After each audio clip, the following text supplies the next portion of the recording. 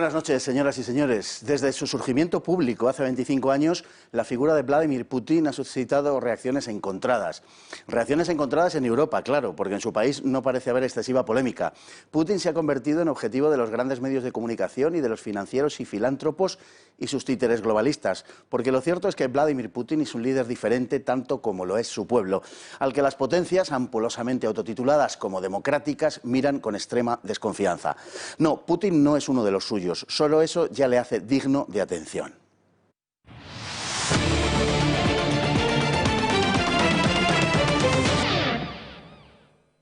Vamos con nuestra sección de Desde Fuera, donde nos dice el New York Times que Estados Unidos suma casi 5 millones de puestos de trabajo en el mes de junio. Ahora vamos a ver, por contra, la noticia que nos da Antena 3. El paro sube, naturalmente en España, en 5.107 personas en el mes de junio, hasta los 3.862.883 desempleados. En fin, vamos a cambiar el nombre de esta sección a Sin Palabras. Y de Trump pasamos a Putin. Referéndum en Rusia, y en los titulares abunda la pretensión de Putin por permanecer en el poder. Parece que la única reforma que vaya a aprobarse sea respecto de la reelección del presidente de la Federación Rusa. Pero la realidad de la reforma constitucional rusa que se ha votado estos días es mucho más compleja. Concretamente, son 206 las enmiendas que se plantean, lo que significa 206 reformas de la Constitución vigente ahora en Rusia.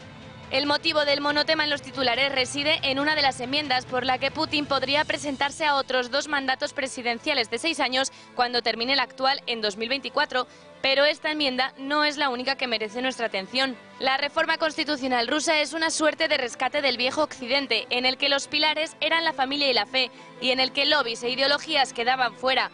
Ese Occidente que parece no existir, pero que algunos países están sellando con políticas más conservadoras, como es el caso de Polonia o Rusia. Y es que con el proyecto de nueva constitución, por ejemplo, quedaría prohibido el matrimonio homosexual.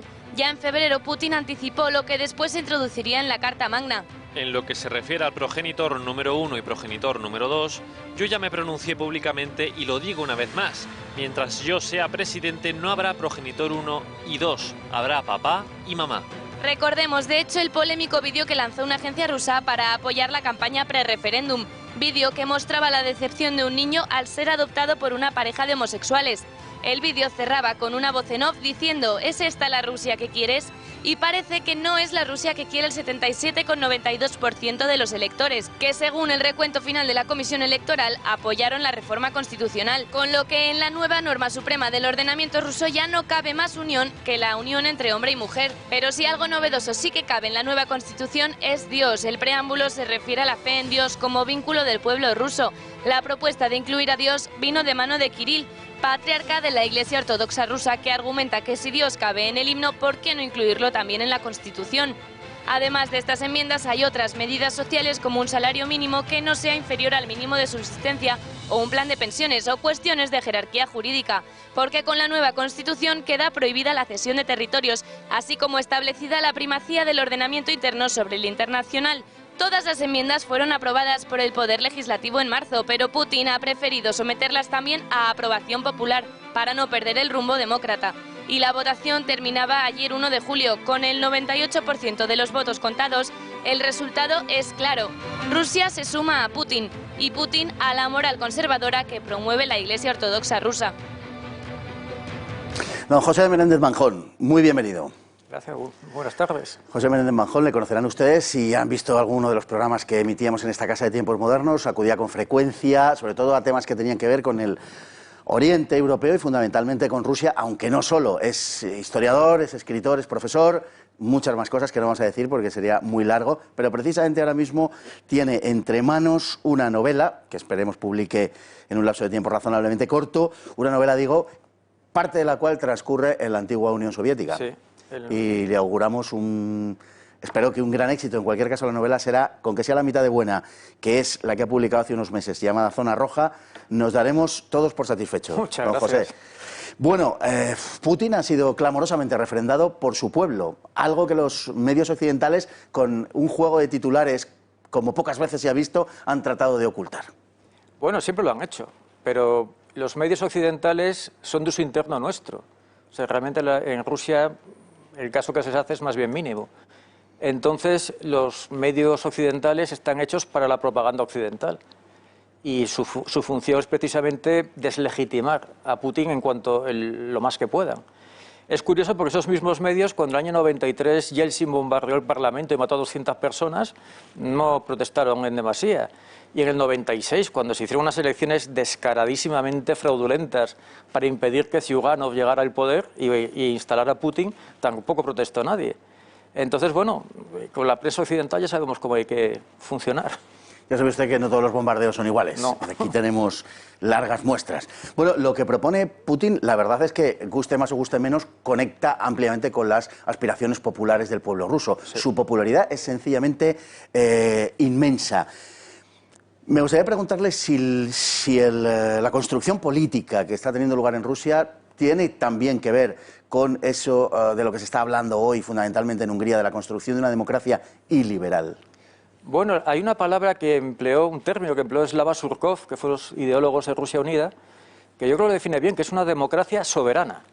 Es decir, una democracia que no esté privatizada por los intereses financieros o de las grandes empresas, sino que el Estado, sea el poder político, sea independiente de los poderes económicos. Evidentemente, eso rompe el ritmo de la globalización y del mundialismo, porque significa que la soberanía estatal permanece en manos del poder político. Y, por ejemplo, en las enmiendas a la Constitución del 93, una de las cosas que se recogen es que la legislación nacional prevalece sobre la internacional. Que en los tratados el interés nacional y la legalidad nacional van por delante de los tratados, lo cual rompe todo el sistema actual de política internacional, que es los tratados prevalecen sobre las leyes nacionales. Entonces, es una afirmación de la soberanía nacional. Y es una afirmación de la soberanía nacional frente a unos poderes que resultan avasalladores si no hay esas defensas.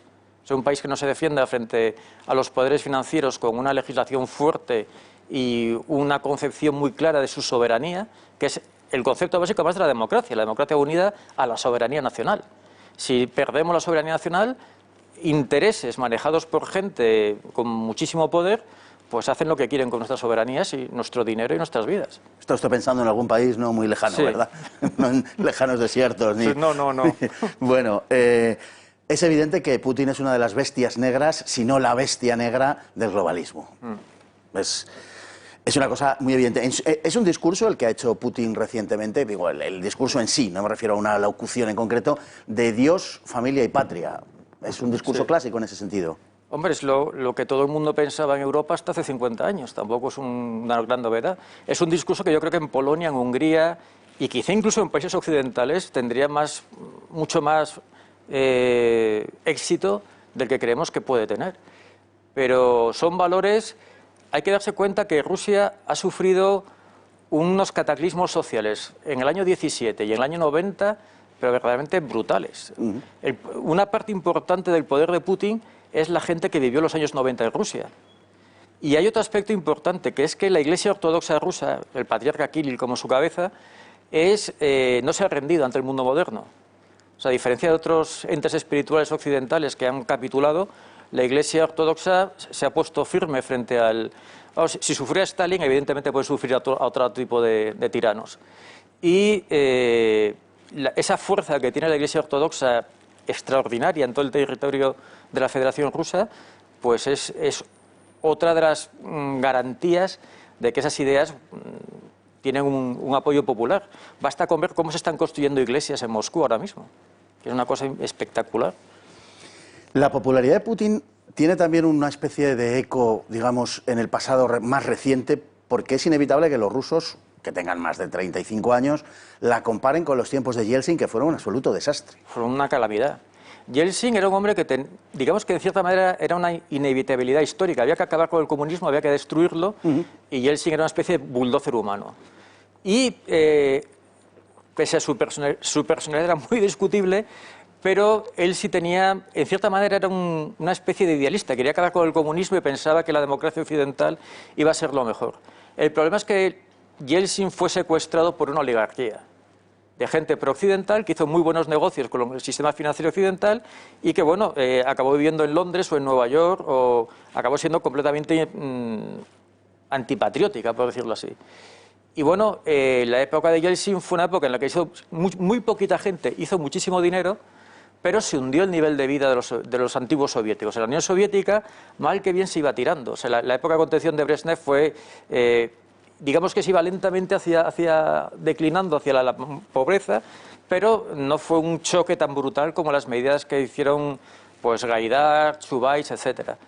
Entonces, bueno, el aumento de la criminalidad, la guerra de Chechenia, en fin, hubo una serie de elementos, la primera guerra de Chechenia, hubo una serie de elementos en la primera era de Yeltsin que fueron catastróficos. El aumento del alcoholismo es una cosa que se mide muy, al cual contribuyó también Yeltsin, permítame hacer el chiste fácil, ya. pero es verdad que es una medición muy característica. Hay otra que es todavía peor. En el año 94 hubo 47.000 homicidios violentos en la Federación. 47.000. Número brutal. Ahora mismo se quejan y tienen 13.000, que es una cifra alta, pero 47.000. Los años 90 era normal que hubiera 40.000, 38.000, el número de muertos era salvaje. Brutal. ¿Con qué figura, si es que hay alguna, podría emparejarse la de Vladimir Putin? ¿Con qué figura de la historia rusa, obviamente? Es que es muy pronto porque la era de Putin no ha acabado. Claro. Pero si todo sale como tiene que salir, yo creo que es un restaurador del Estado. En ese aspecto podría parecerse a Iván III, podía parecerse al patriarca Filareto y al zar Miguel Románov, los que fundaron, después de los disturbios, fundaron la dinastía Románov, o a Pedro el Grande también. Y si sale mal, indudablemente a Stolypin. O sea, el paralelismo entre Stolypin y... No, esperemos que no termine igual. Espero que no termine igual. Aunque hay por ahí alguno que seguro y, por que ejemplo, Alejandro II, las reformas de Alejandro II quedaron paradas, pues en caso que esto fracasara sería algo parecido. Desde luego, Putin es una figura grande de la historia. O sea, de lo que vemos ahora en el mundo, es de las personas que pasarán a los libros de historia dentro de 100, 200 años, salga bien o salga mal todo esto. Además, su discurso en el plano, no ya en el plano práctico, que bueno, ahí están sus realizaciones, aunque no exentas de problemática, claro, pero el discurso de la restauración de la grandeza rusa y del propio alma rusa es un discurso que asume plenamente Putin y llega al ciudadano ruso. Ahora, que el ciudadano ruso, no olvidemos que en el año 86 la Unión Soviética era la segunda potencia mundial. Claro. Bueno, mandaba satélites al espacio, se imponía a Estados Unidos, tenía una... Y eso en el espacio de una generación desapareció. Pero además, como dice Alexander Dugin, por su tamaño y por su situación, Rusia está destinada a ser siempre una gran potencia. O sea, no puede ser otra cosa que una gran potencia porque ocupa la mayor parte del espacio eurasiático, está conectado con Europa, con China, con Asia Central, tiene unos recursos energéticos absolutamente colosales, la masa de población, que es también impresionante, y además porque históricamente Rusia lo ha aguantado todo. O sea, aguantó la invasión alemana, aguantó a Napoleón, a los suecos, a los polacos, a los mongoles, y ahí está. Así es, así es. Bueno, ya ha mencionado usted a Alexander Dugin, cuya relación con Putin es siempre controvertida. Sí. También está el caso de Ilyin, que yo creo que Putin, creo que Putin se identifica seguramente más con Ilyin. No, se identifica con Ilyin, con Vladimir. Y Vladimir Ilyin fue el teórico de la causa blanca. O sea, Ilyin además fue un personaje muy valiente. En plena revolución bolchevique, él explicaba en la Universidad de Moscú contra los bolcheviques. Así es. Y salvó salvó la vida porque era un gran intérprete de Hegel. Sí. Y los marxistas rusos le tenían respeto porque era el principal expositor de Hegel en su país. Y eso provocó que en vez de matarlo, Lenin lo expulsara, lo echó del país. Y Iván Ilyin es... Bueno, hay un libro suyo de política, es Nashi Zadashil, nuestras tareas, que es un libro de cabecera de Putin, que además Putin se lo da a su gente del Kremlin. Y en ese libro, muy resumido, hay tres ideas fundamentales. Una, restaurar el Estado. Para Iván Ilyin, la fortaleza del Estado es fundamental para la supervivencia del pueblo ruso. En segundo lugar, tiene ¿cómo se traduciría? Pues algo así como conciencia de la ley. O sea, que había que hacer que el pueblo ruso tuviera conciencia de que la ley hay que cumplirla y que debe obedecerse y que es sagrada. Y en tercer lugar, un intenso nacionalismo ruso, que eran las medidas que él daba para, cuando cayera el bolchevismo, crear un nuevo país. Y en efecto, por ahí ha ido la cosa.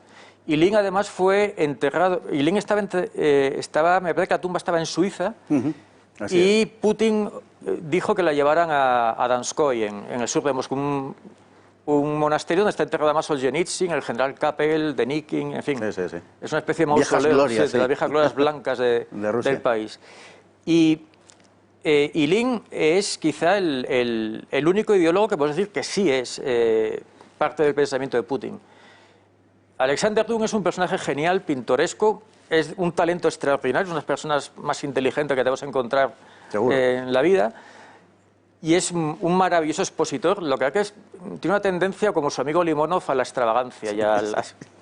Pero es muy interesante, es un talento de primera, y además Dugin se ha opuesto muchas veces a Putin. Sí. Dugin incluso ha llegado a coquetear con el Partido Comunista frente a Putin. Pero sin embargo hay dos pensadores, uno muy conocido que es Solzhenitsyn.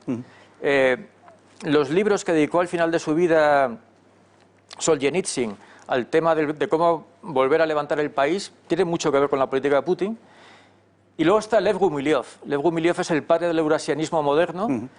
Y la política eurasiática que está siguiendo Putin tiene mucho que ver con las teorías de Gumilyov. Bueno, una crítica que siempre se le hace a Putin es que todas estas cosas, todo este patriotismo, todo este despliegue efectista de cuestiones de tipo ideológico y de llamamientos patrióticos, en el fondo no es más que la carcasa de un oportunista político y de un tipo que no cree seguramente en nada, sino que se ha apropiado de un determinado discurso. Vamos a ver, Vladimir Putin está al frente de una potencia que cuando esos principios han fracasado o se han diluido, ha acabado en un caos y en una violencia bestial. O sea, la historia de Rusia es una historia de periodos de orden y periodos de caos. Entonces, la exhibición de fuerza es algo que el propio pueblo ruso lo pide. Cuando él va enseñando el torso, haciendo, yo qué sé, judo, montando a caballo, poniéndole un collar a un oso blanco, está mandando un mensaje al pueblo que el pueblo entiende perfectamente. Otra cosa es aquí. Aquí estamos acostumbrados al liderazgo blando y a tener pues una especie de maniquíes que nos colocan los partidos cada 4 años. Pero el pueblo ruso ha pasado por etapas verdaderamente brutales, la última en los años 90, y lo que necesita es orden y una especie de seguridad. Entonces, ¿es oportunista? No.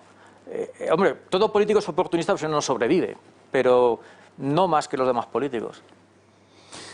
Una cosa que se dice desde Rusia con frecuencia es que Putin está genuinamente escandalizado ante la deriva occidental. Bueno, si vas a Moscú o a Petersburgo, no solamente Putin. Ya. O sea, la generalidad de los rusos tienen bastante, incluso los que viven aquí en Europa occidental, tienen una concepción un tanto asombrosa de lo que hacemos. Pero, bueno, ese escándalo también es lógico. Hay una absoluta reino del nihilismo economicista en Europa. Entonces, los países del este, que son países que han soportado el comunismo, pues han obrado de otra manera. El comunismo ha matado las almas, ha matado los cuerpos, pero no las almas. En cambio, el nihilismo occidental está matando las almas y no los cuerpos. Y el comunismo, en cierta manera, ha sido una especie de...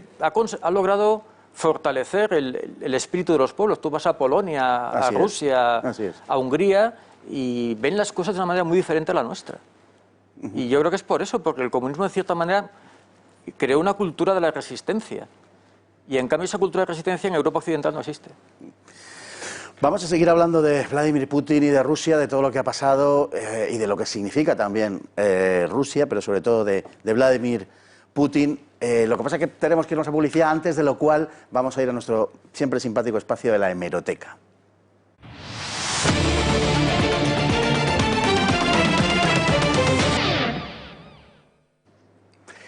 Bueno, PSOE y Podemos votan en contra de bajar el IVA a las mascarillas. Escudo social le llaman estos. Primero, las mascarillas no eran necesarias. Después, nos dijeron que era inevitable portar las mascarillas. Por si alguien no lo sabe, el IVA es el impuesto que pagamos todos con independencia de la renta de cada cual. Es decir, que lo mismo lo paga Ana Botín que usted que me está viendo. Vamos, en su terminología, que están gobernando para los ricos. Conste que no nos sorprende lo más mínimo, ya sabemos que están gobernando para los multimillonarios del mundo y en contra del interés del pueblo español, ese al que detestan profundamente. Lo que se les ha caído con esto es solo la retórica, lo demás ya se les había caído hace tiempo. Vámonos a publicidad.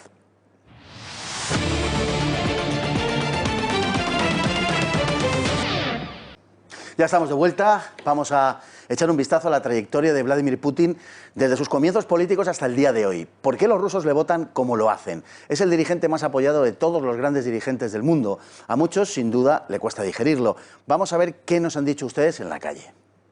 Es un personaje interesante. La caída de la Unión Soviética pues hizo un daño grande a las estructuras sociales en todas las repúblicas. Hizo que se tambalearan muchas de las básicas estructuras que se habían conservado prácticamente intactas desde 1917. La imagen que yo tengo de él es una dictadura. Para mí no es una persona positiva. Me parece que es muy radical y que es bastante dictatorial. Desde Gorbachev, ¿verdad? Y luego su sucesor, que era un borrachín al parecer, pues no ponía nadie remedio a eso. Y llegó Putin, que era un hombre que tenía una gran experiencia de gestión, porque había estado en los servicios secretos soviéticos y era un hombre con carácter, y puso un poco de orden. Eso yo creo que los rusos se lo agradecieron. Un dictador elegido democráticamente, más o menos, ¿no? Me parece que es como todos, que se aferra al poder y quiere seguir ahí pase lo que pase, ¿no? Rusia no ha sido jamás un país democrático, nunca, igual que otros muchos países. Esto de la democracia es una cosa, un invento muy moderno y muy occidental y que se limita a una serie de países poquitos. La gente allí lo que quiere es comodidad, tranquilidad, bienestar, seguridad y unas perspectivas de futuro claras. Y eso hace que la gente vote a quien les da más de eso, y no tanto a los que prometen una democracia incierta. Ahora vamos a contarle algunas cosas sobre el personaje. Vladimir Putin procede de San Petersburgo, la que quizás sea la ciudad rusa menos rusa de entre las principales ciudades de la Federación y en la cual se hizo como político. Se licenció en Derecho e, interesado por la política exterior, ingresó en los servicios de información, siendo destinado a Dresde, en la República Democrática Alemana. En 1998, y tras el desmantelamiento del bloque soviético, Putin pasó a dirigir el FSB, sucesor del KGB. En el año 2000 fue nombrado presidente de la Federación Rusa tras la dimisión de Boris Yeltsin, desde donde hubo que enfrentar la guerra chechena, que le valió la consolidación de su liderazgo y popularidad. Todas las medidas que adoptó a partir de entonces fueron encaminadas a fortalecer la autoridad política central, muy quebrantada durante el mandato de su predecesor Yeltsin. La adopción de medidas de fuerza contra los oligarcas que se habían repartido el país le valieron la crítica occidental, por cuanto aquellos eran los interlocutores del antiguo mandatario que permitían mantener a Rusia en el caos. El conflicto estalló cuando uno de sus más fervientes partidarios, Boris Berezovsky, trató de constituirse en el factotum de la gobernación en Rusia, saliéndose del marco puramente financiero. Berezovsky se oponía a lo que Putin llamaba la construcción de una vertical de poder que otorgaba la autoridad al centro de Moscú. El oligarca pretendía conservar el estado caótico de la Federación para acumular poder y manejar a su antojo la situación, como hacía durante la que para él fue la época dorada de Boris Yeltsin. Terminó convirtiéndose en enemigo de Putin, como también Kuczynski y Jodorkovsky, oligarcas acusados de numerosas estafas. El gobierno ruso fue devolviendo al control estatal los sectores estratégicos que hasta entonces habían estado en poder de los oligarcas, entre ellos el petróleo. Desde entonces, la figura de Putin, pese a algún contratiempo coyuntural, ha ido ganando fuerza entre el pueblo ruso. El proceso de transición hacia el capitalismo y las privatizaciones, verdaderamente catastróficas en la forma en que las dirigió Boris Yeltsin, dieron paso a un potente impulso hacia la modernización del país, que contó con unos espectaculares índices de crecimiento económico a partir de unas magníficas relaciones con China, Brasil, Venezuela y la Unión Europea. Putin ha demostrado una enorme capacidad para gestionar las relaciones de Rusia en el exterior, incluyendo durante mucho tiempo los Estados Unidos. Pero tanto estos como la Unión Europea se han posicionado contra Rusia debido a su política exterior, aunque, sobre todo, a la naturaleza del poder ruso que se niega a plegarse al globalismo occidental. Esta había prometido a Moscú que, a cambio de que el Ejército Rojo se replegase de los países que ocupaba en 1990, la OTAN se mantendría lejos de las fronteras rusas, absteniéndose de intervenir en los territorios anteriormente soviéticos. Unos años después, los países bálticos se incorporaban a la OTAN y los poderes occidentales asediaban el territorio ruso, inmiscuyéndose incluso en Ucrania, lo que resultaba inaceptable para Rusia. La indisimulada violación occidental de sus propias promesas condujo condujo a un incremento de la popularidad de Putin. La intensificación del acoso a Rusia no hizo sino reforzar esta, sobre todo cuando Obama se ingirió en las leyes rusas contrarias a la propaganda gay en el país. Desde entonces, sobre todo durante la anterior administración demócrata, la política de Washington no ha ahorrado provocaciones en torno a la defensa del poderoso lobby homosexualista, tan poderoso que por su defensa los Estados Unidos han sido capaces de arriesgar las relaciones con una de las principales potencias mundiales. Mientras tanto, Vladimir Putin se ha consolidado como el dirigente más popular seguramente del mundo. En Rusia no es considerado ni de lejos el más radical de los dirigentes posibles para su país. Lo que desde luego no parece es que la Rusia del futuro vaya a discurrir por caminos muy diferentes a aquellos por los que discurre en estos días. Pierdan pues su esperanza aquellos que confíen en ver a Rusia alcanzada por la decadencia globalista y sus trapitos multicolores. Los rusos acaban de hablar, y por su boca Rusia ha manifestado su inexorable deseo de vivir. Ya estamos de nuevo con nuestro invitado, don José Menéndez Manjón, para hablar de Vladimir Putin, lo que hemos visto en el vídeo y de otras cosas, naturalmente. En Occidente se tiene la idea de que Putin es una especie de radical enloquecido al que, por decirlo así, ya se le pasará. La verdad es que en el contexto ruso, Putin dista mucho de ser ningún radical. Bastante. Hombre, Putin se formó en el entorno de Anatoly Sobchak, que era el más liberal de los políticos de la era Yeltsin en San Petersburgo. Y del 2000 al 2005 siguió una política pro-occidental pensando que Rusia podía ser una socia del mundo occidental. Llegó incluso a jugar con la idea de entrar en la OTAN, que hoy en día nos parece, pero llegó a jugar con esa idea. Y fue la política de la OTAN, especialmente la expansión por Asia Central y por el este de Europa, las progresivas ampliaciones de la OTAN, lo que cambió la política de Putin. También hubo otra cuestión que, bueno, desde un punto de vista nuestro español nos parece un poco lejana, ¿no? Pero la OTAN hoy en día está a unas 2 horas en coche de San Petersburgo, que es la salida de la frontera de Estonia a San Petersburgo y nada, y es la gran salida marítima y la segunda ciudad del país. Entonces, bueno, los rusos tienen una herencia de desconfianza hacia el oeste. Tenemos que pensar que en el siglo XVII fueron invadidos por los polacos, que casi son los que realmente casi acaban con la nación rusa. La invasión más peligrosa fue la de los polacos del siglo XVII. Está la sueca del XVIII, la francesa del XIX y las alemanas del XX. Con lo cual ellos siempre tienen muchísima desconfianza hacia Occidente, muchísima. Y la expansión de la OTAN lo que ha hecho ha sido pues, facilitar esos miedos, aumentarlos. Y en el caso de que, por ejemplo, Finlandia o Ucrania lo tiene muy difícil ya para entrar en la OTAN, pero si, por ejemplo, Finlandia entrase, la situación sería muy, muy grave. Bueno, es que había un compromiso de Occidente, inmediatamente después de la caída del muro y del desmantelamiento de la Unión Soviética, de no incorporar en ningún caso a los antiguos países o repúblicas de la Unión Soviética a la OTAN. Bueno, eso fue un compromiso muy curioso, porque se basaba en promesas, por ejemplo, de James Baker, el ministro de Exteriores, pero nunca hubo un papel escrito. Nunca hubo un documento, pero sí la palabra de Mitterrand, de Kohl, de Baker. Muchísimos. Ahí prometieron se le aseguró absolutamente se prometió que no tenía todo nada que temer. Y evidentemente no se cumplió. Alexander Dugin cuenta que él se entrevistó con Brzezinski. Brzezinski es el cerebro de la política antirrusa de la OTAN.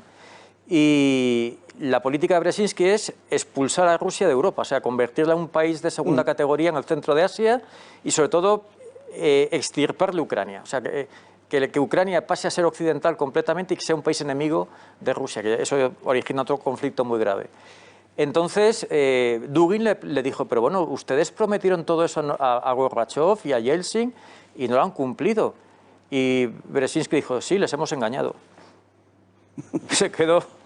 Bueno, los rusos tampoco tenían que llamarse demasiado engaño en ese sentido, porque los personajes que tenían enfrente, la verdad es que... Hombre, lo curioso es que la diplomacia rusa es muy buena y en cuanto a dar puñaladas también la sabe dar muy bien. También sabe darla, sí. Pero en este caso... Bueno, hay una cierta creencia en Occidente acerca de los miembros de los servicios secretos y todas estas cosas que en realidad viene desmentida por alguno de sus principales figuras, ¿no? Como que son el ala más radical de Rusia, o en su caso incluso del bolchevismo. Y no es cierto, porque ni Andropov, por ejemplo, ni Beria siquiera, digamos que componía lo más radical del bolchevismo. Todo lo contrario. Y Putin un poco lo mismo, bueno, acaba de contarlo usted. Es que los servicios secretos en Rusia son algo así como, igual que el ejército, son organismos de continuidad del Estado. Y su visión no es una visión bolchevique o una visión nacionalista, no, una visión de cómo mantener en pie al Estado. Y, por ejemplo, en la época a la muerte de Stalin, Beria inició una serie de reformas que, vamos, el propio Partido Comunista las paró. La caída de Beria no vino por un tema de política interna stalinista, vino porque las reformas eran excesivamente audaces. Y Andropov, por ejemplo, fue mucho más moderado que los políticos normales del Kremlin. Una persona del servicio de inteligencia que realmente controle la situación, que es lo que tiene que hacer un servicio de inteligencia, tiende a ser más moderado y más realista que los políticos normales. Hablaba usted del ejército hace un momento. El ejército, es impresionante verdaderamente el ejército ruso en este momento, cuando Rusia tiene poco más del doble del PIB de España y sin embargo es el segundo ejército del mundo y en algunos aspectos del ejército de tierra podría ser considerado incluso el primero. Bueno, es que en eso ha cambiado mucho el concepto militar en la Federación Rusa. El presupuesto es como el de Francia. O sea, el presupuesto militar de la Federación es muy parecido al de Francia y es 10 veces inferior al americano. O sea que tampoco... Sí, sí, está claro. Pero es un ejército mucho más, por decirlo así, pequeño y ligero o ágil que el antiguo ejército soviético, es mucho más eficaz. Y, por ejemplo, en Chechenia y en Georgia aprendieron muchas lecciones de cómo acabar con esos fallos. Y luego la tecnología militar soviética heredada por la Federación Rusa, pues no estaba nada mal. Entonces, Rusia como fabricante de armas sigue siendo un país puntero, como fabricante de aviones, de tanques, y de hecho un aliado económicamente mucho más potente como es China busca las patentes rusas. Putin es un personaje desconcertante para sus enemigos y de hecho pues ha causado casi el pasmo del mundo, por lo menos del mundo occidental, empleando una campaña en contra de la adopción de niños por parte de parejas homosexuales que, como digo, ha sembrado pues las alarmas en Occidente y se han llevado las manos a la cabeza. Vamos a ver ese vídeo, vamos a recordarlo y lo comentamos ahora. Ой, я так рада. У нас сегодня мальчишку усыновили. Петенька, ты рад, что у тебя появятся мама и папа? А вот и папа. Привет. Привет. Пойдем?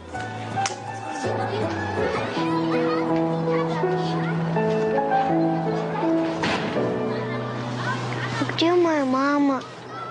Так вот она, твоя новая мама.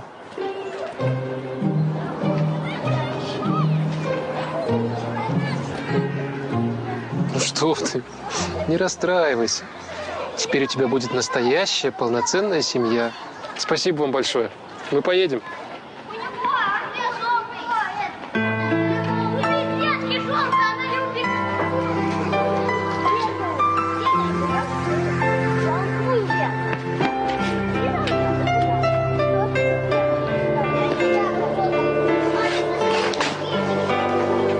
Какую Россию ты выберешь?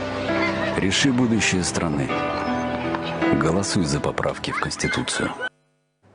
Parecen refractarios los rusos a comprar esta mercancía, ¿no? Mucho. Es que este anuncio se basa en que Putin conoce muy bien a su país y a sus votantes. Y en Rusia, salvo en las élites burguesas más o menos acomodadas, el resto del país, ese mensaje que de en Occidente no ha llegado. Entonces, bueno, pero yo creo que este anuncio, por ejemplo, si se retransmitiera en Polonia, en Hungría, tendría un resultado parecido. Sí. No sería muy diferente. Y no digamos ya países balcánicos, Oriente Medio, etcétera. Bueno, esto forma parte de una cierta animosidad occidental contra Rusia, porque esto en su momento también fue, digamos, impugnado a Putin por su rechazo precisamente a este tipo de adopciones y a que los niños rusos pudieran ser adoptados por parejas homosexuales extranjeras, lo cual, por cierto, pareció enloquecer a Obama hasta el punto de, en fin, de llevar las relaciones ruso-americanas a una situación de verdadera tensión. La cosa ha llegado a tal punto que, por ejemplo, en el caso de este referéndum, de este plebiscito que hemos visto, el Partido Comunista, que se supone que es el partido de la oposición, ha llamado a votar no, pero ha matizado en una cosa verdaderamente graciosa, que solo voten no los afiliados al Partido Comunista, no los simpatizantes, han llegado a decir. Bueno, es que el Partido Comunista ruso no es como los comunistas occidentales, es un partido con un fuerte componente patriótico. Entonces, es un partido, digamos que todo el espectro político ruso, salvo los partidos liberales, que son el 10% del electorado, es muy nacionalista. O sea, salvo Yabloko y Ksenia Sobchak, que juntos sumarán, si llegan a un 10% de los electores, el resto del país es muy nacionalista y muy conservador. Entonces, todo lo que estamos viendo, digamos que los occidentales tenemos un eurocentrismo bastante agudo, que consiste en pensar que somos los mejores del mundo y que el resto de los pueblos con sus valores pues o son como nosotros o son unos criminales o algo parecido. Curiosamente, el relativismo moral parece que tiene sus límites. Y bueno, el pueblo ruso es como es. O sea, no es... Ha salido así, ¿qué le vamos a hacer? Si no van a ser Holanda, No van a ser Holanda ni Bélgica. Hay una cosa que se percibe también mal en Occidente, que es la relación de Rusia con China. Bueno, que es muy compleja. Es compleja. Complejísima. En los años 60 estuvieron a punto de provocar una tercera guerra mundial. Sí. O sea, sobre todo en los años 69-70 hubo unas movidas... Unas tensiones brutales. Brutales. Y sobre todo en la zona del Amur. Y bueno, al final, con el viaje de Nixon a Pekín, se comprobó que, bueno, que la ruptura entre los dos colosos comunistas era evidente. El problema llegó cuando tanto China como Rusia se dieron cuenta de que tenían una rivalidad con Occidente. En el aspecto de China, especialmente en el Pacífico con Estados Unidos y Japón, y Rusia sin quererlo, porque en realidad Rusia lo que quería era incorporarse a Occidente, pero Rusia sin quererlo con la Unión Europea y con Estados Unidos también. El desenlace de todo eso es que hoy en día China es el socio preferente de Rusia. Además, la economía china es mucho más potente que la rusa, con lo cual es un cliente estupendo para todas las materias primas rusas, para todo el armamento que fabrica Rusia, y luego el ejército chino es un estupendo aliado militar en caso de un conflicto con Occidente. Pero digamos que cualquier persona que analice la política rusa en los últimos 30 años, el impulso inicial ruso era hacia Occidente. O sea, hasta el año 2000, hasta el discurso de Múnich de 2007 de Putin, que marca ya la ruptura completa, pero hasta el año 2007 lo que quería Rusia era unirse a Occidente. Sí. Fue Occidente el que rechazó a Rusia. Rechazó a Rusia, así es. Nos quedan apenas 30 segundos, pero ¿qué cabe esperar de la evolución de Rusia en el futuro? Yo creo que quizá un endurecimiento del régimen, muy probable, y depende un poco de la situación económica, que se limiten las aventuras o se mantengan, porque, por ejemplo, hay zonas calientes como el este de Ucrania o el Cáucaso, donde en cualquier momento puede pasar cualquier cosa. Entonces son lugares en los que un disturbio en Georgia, en Azerbaiyán, algún tipo de cambio de régimen en Kiev, sí pueden provocar un importante disturbio mundial. Don José Menéndez Manjón, muchísimas gracias por su punto de vista sobre Putin, heterodoxo con respecto a lo que los medios generalistas nos cuentan y, por tanto, barrunto que certero. Muchas gracias. Y nos vamos con la frase del día, que dice así: el mayor peligro no yace en plantearse objetivos demasiado altos y quedarse corto, sino en plantearse objetivos demasiado bajos y alcanzarlos. Miguel Ángel Buonarroti. Muy buenas noches.